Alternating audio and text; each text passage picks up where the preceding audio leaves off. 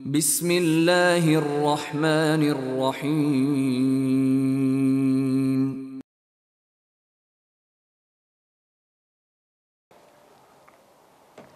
ان الحمد للہ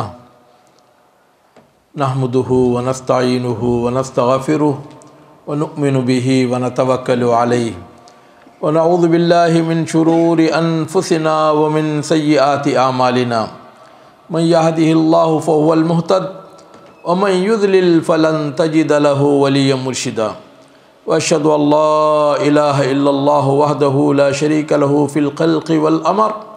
واشهد ان سيدنا وشفيعنا وحبيبنا ومولانا محمدا عبده ورسوله فاللهم صل على محمد وعلى ال محمد كما صليت على ابراهيم وعلى ال ابراهيم انك حميد مجيد اللهم بارك على محمد وعلى ال محمد كما باركت على ابراهيم وعلى ال ابراهيم في العالمين انك حميد مجيد اما بعد قال الله تبارك وتعالى في القرآن المجيد والفرقان الحميد فاعوذ بالله السميع العليم من الشيطان الرجيم بسم الله الرحمن الرحيم ان الذين يحبون ان تشيع الفاحشة في الذين آمنوا لهم عذاب أليم في الدنيا والآخرة اللہ یعلم وانتم لا تعلمون۔ محترم بزرگوں، دوستوں، پیارے بھائیوں اور محترم ماں اور بہنوں،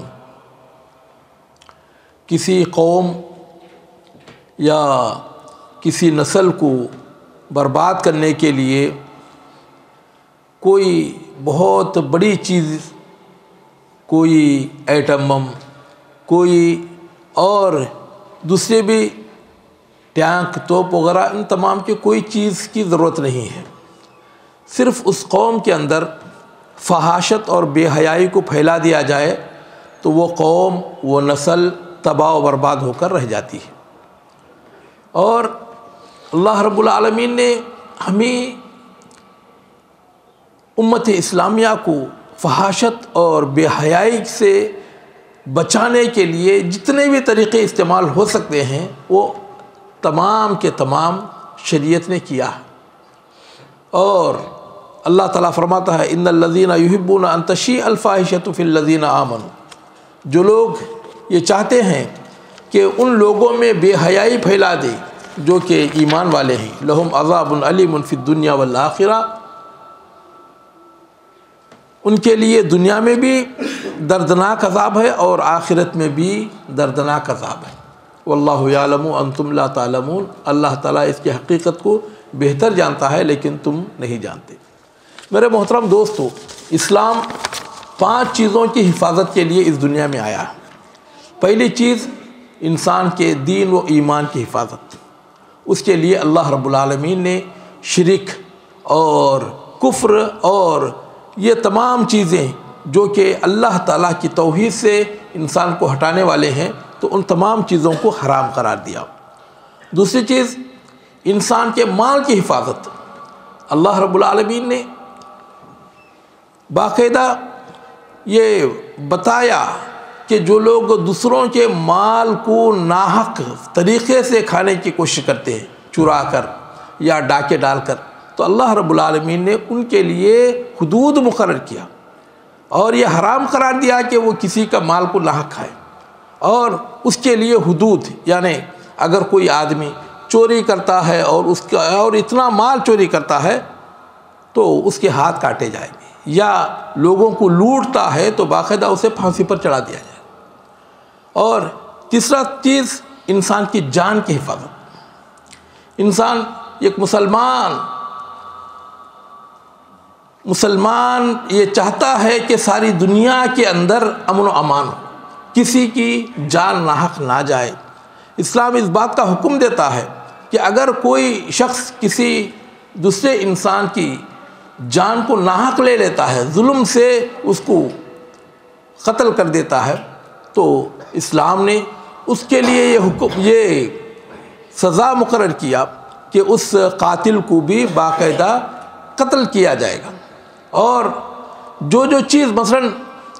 اس نے قتل تو نہیں کیا لیکن پیر توڑ دیا تو اس کا بھی پیر توڑا جائے گا، اگر آنکھ پھوڑی ہے تو اس کی بھی آنکھ پھوڑی جائے گی۔ اس کے بعد اگر کسی قاتل کو قتل کر دیا جائے تو پھر کسی دوسرے شخص کے اندر یہ ہمت نہیں ہوگی کہ وہ کسی کے جان ناحق لے لے۔ اور چوتھی چیز جس کی حفاظت کے لیے اسلام آیا ہوا ہے وہ ہے عقل کی حفاظت، یعنی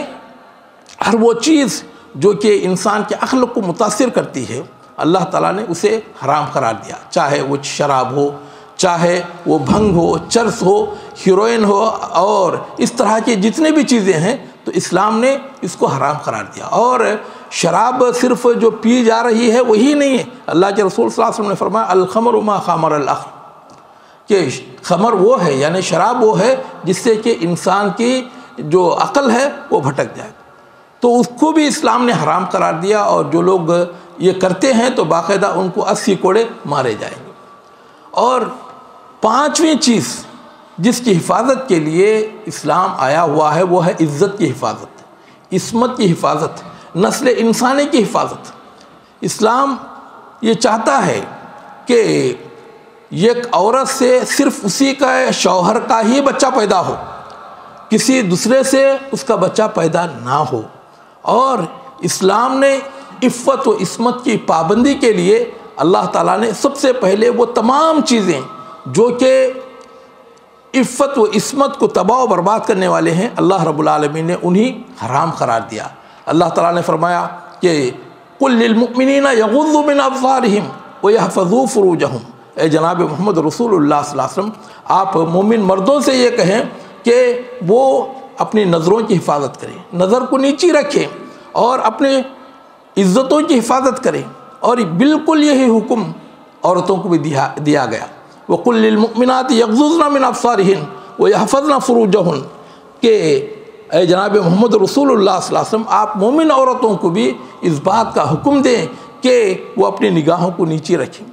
اور اپنی عزتوں و عفتوں کی حفاظت کریں۔ اسلام نے نظر پر نظر ڈال کر دیکھنے کو حرام قرار دیا۔ آپ علیہ السلام نے حضرت علی سے کہا یا علی لا تتبع النظرۃ النظرہ فإن لك الأولى وليست عليك والآخرة عليك،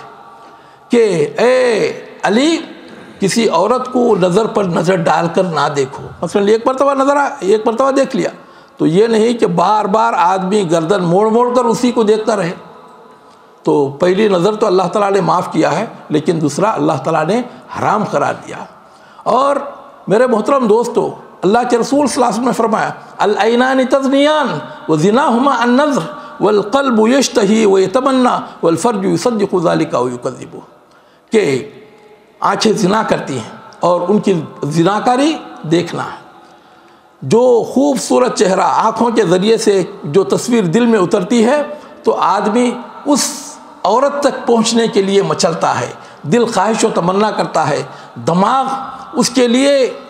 پلان بناتا ہے اور ہاتھ آگے بڑھتے ہیں تاکہ اس عورت کو چھوئے یا اس کی طرف چلے، اور پھر آخر میں اللہ کے رسول صلی اللہ علیہ وسلم نے فرمایا کہ والفرج یصدق ذلک او یکذب، پھر اس کے بعد انسان کی شرمگاہ یا تو اس کی تصدیق کر دیتی ہے یا تو اس کی تکذیب کر دیتی ہے، یعنی وہ آدمی زناکاری میں کامیاب ہوتا ہے یا ناکام ہوتا ہے۔ تو اسلام نے یہاں پر اس بات کو یہ بتلایا کہ جو نظر ہے یہ آفتوں کا سرچشمہ ہے، اور اسی کے ذریعے سے معاشرے کے اندر بے حیائی اور بدکاری پھیلتی ہے۔ اور پھر اللہ کے رسول صلی اللہ علیہ وسلم نے امت اسلامیہ کو بالخصوص خواتین کو اللہ رب العالمین نے پردے کا حکم دیا تاکہ وہ اپنے جسم کے حسن کو کی جو آوارہ لڑکے ہیں یا اس طرح کے جو بازاری عاشق ہیں ان کی پہنچ سے اپنے آپ کو دور رکھی۔ اور اللہ تعالیٰ نے فرمایا یا ایھا النبی قل لازواجک وبناتک ونساء المؤمنین یدنین علیہن من جلابیبہن ذلک ادنی ان یعرفن فلا یؤذین، کہ اے جناب محمد رسول اللہ صلی اللہ علیہ وسلم آپ اپنی بیویوں کو، اپنی بیٹیوں کو اور مسلمان عورتوں کو اس بات کا حکم دیجئے کہ یدنین علیہن من جلابیبہن، اگر ان کو بوقت ضرورت گھر سے جانے کی ضرورت پیش آ جائے تو یدنین علیہن من جلابیبہن، تو وہ اپنے سر سے اپنے گھونگھٹوں کو وہ لٹکا لیا کرے، یعنی اتنا لمبا کپڑا ڈال لیں کہ چہرہ بھی ڈھک جائے اور ان کا سینہ بھی ڈھک جائے، ذالک ادنی ان یعرف، تو اس سے لوگ پہچان لیں گے کہ بھئی یہ شریف عورت ہے اور ان کو کوئی چھیڑ چھاڑ کر تکلیف نہیں پہنچایا کرے گا۔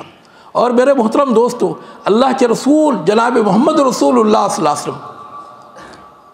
جن کی ازواج مطہرات کو ہم تمام اپنی ماؤں سے زیادہ مقدس مانتے ہیں، تو اللہ رب العالمین نے انہیں بھی حکم دیا وَقَرْنَا فِي بُيُوتِكُنَّ فَلَا تَبَرَّجْنَ تَبَرُّجَ الْجَاهِلِيَّةِ الْأُولَىٰ، کہ تم اپنے گھروں میں قرار پکڑی رہو زمانے جاہلیت میں جس طرح عورتیں بن ٹھن کر نکلا کرتی تھیں اس طرح نہ نکلا کرو۔ میرے محترم دوستو، اسلام ایک حیا کا مذہب ہے، اور اللہ کے رسول صلی اللہ علیہ وسلم نے فرمایا کہ الحیاء من الایمان، وفی روایت والایمان شعبۃ من والحیاء شعبۃ من الایمان، کہ حیا یہ ایمان کا ایک حصہ ہے۔ اور آپ علیہ السلام نے فرمایا ان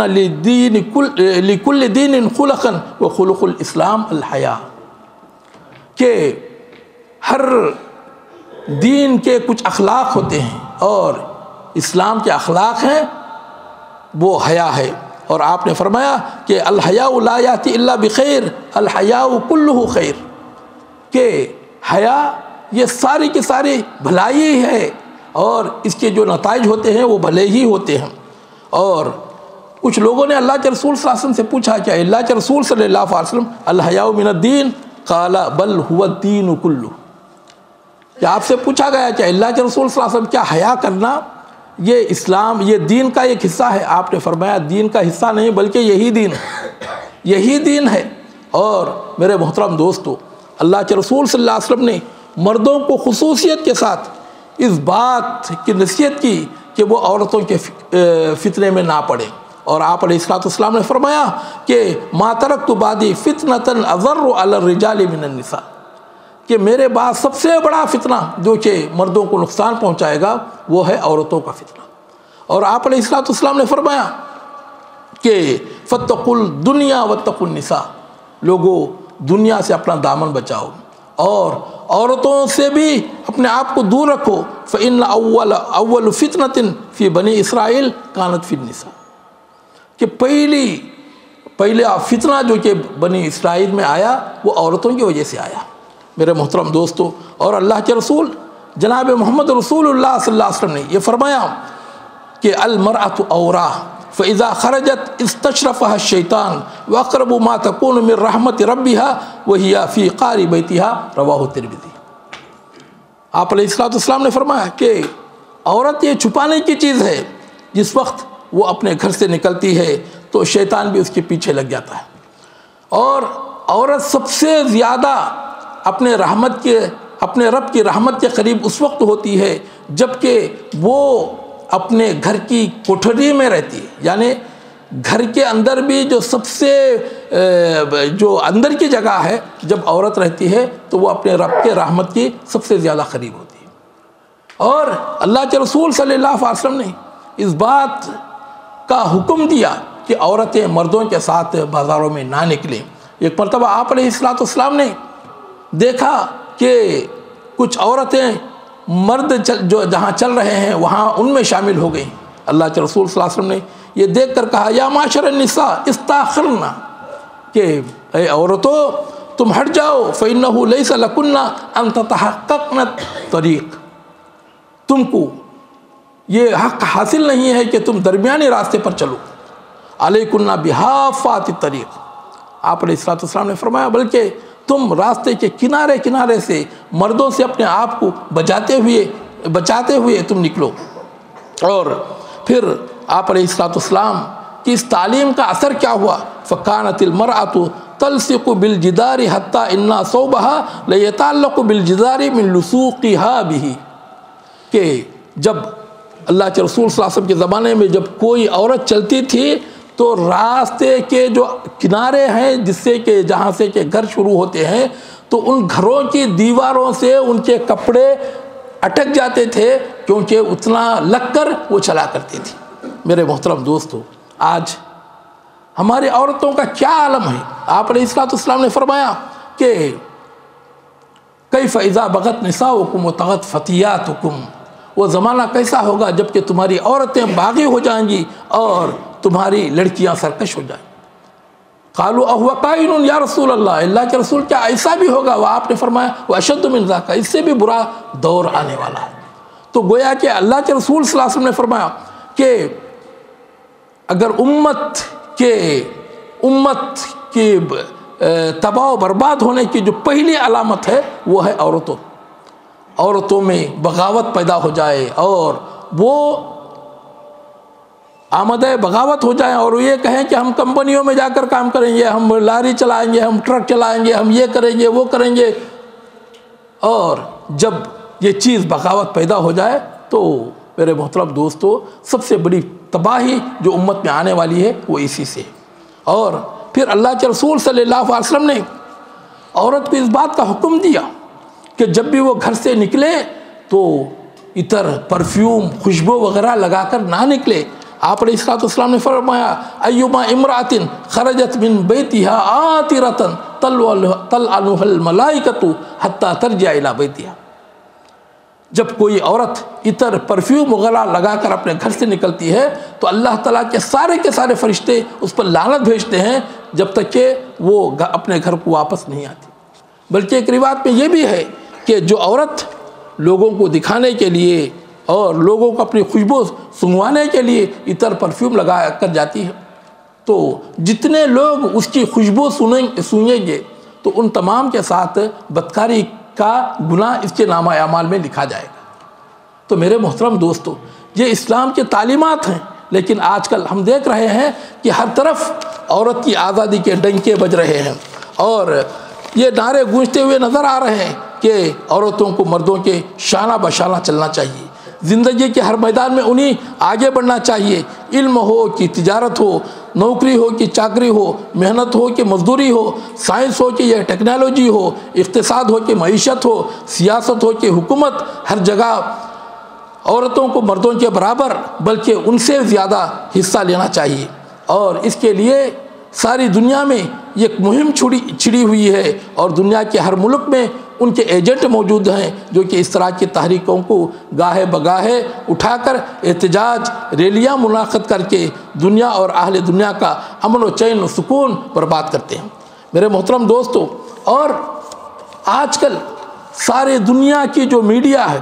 یا سارے دنیا کی جو طاقتیں ہیں وہ یہ چاہتے ہیں کہ اب ہمارا جو معاشرہ ہے وہ تباہ و برباد ہو گیا ہے، لیکن یہ مسلمانوں کا جو معاشرہ ہے اب تھوڑا سا وہ اب بھی محفوظ ہے،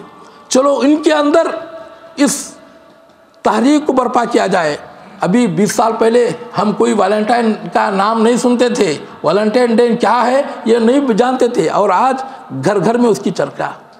اور بالخصوص جہاں مسلمان ہیں وہاں پر